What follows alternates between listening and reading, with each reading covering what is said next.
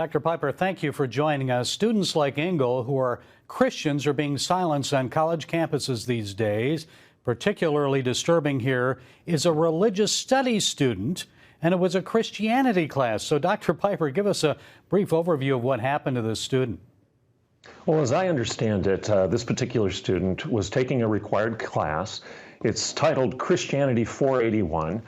And in that class, the professor was leading a discussion where she was mentioning or advocating for multiple genders.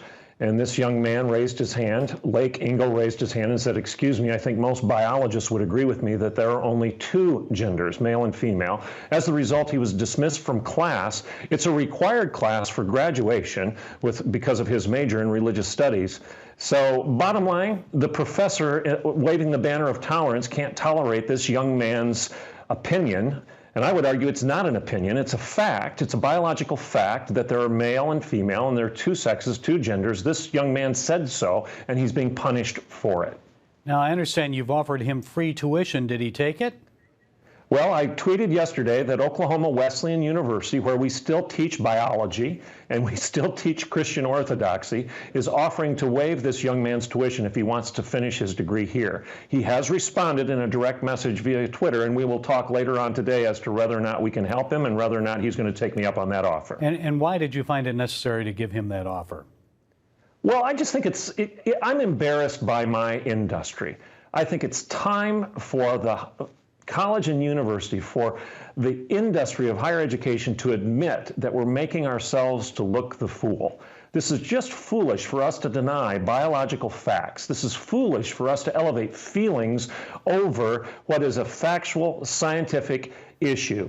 This is ridiculous for us to elevate the fabrications and the fantasies of a dysphoric male over and above the biological fact of the female. And for a young man to be punished for this, to be removed from the class and expelled from his institution, or at least from this program, simply for expressing those views is ridiculous, and he needs help. And this isn't even a Christian school, but what should be the bigger issue here? What is the matter when it comes to the rights of students to express their faith?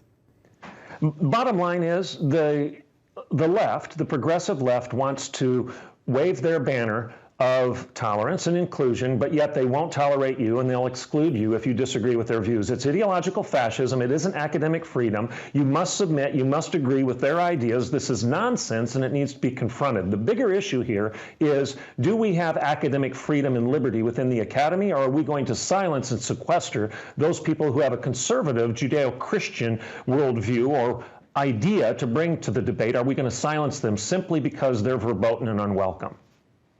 And quickly, what would you advise parents and students who face this hostility in the classroom on campus to do?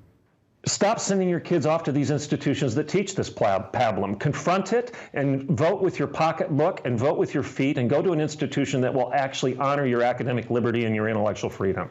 Okay, Dr. Piper from Wesleyan University in Oklahoma, thank you so much for your time. Thank you, and blessings.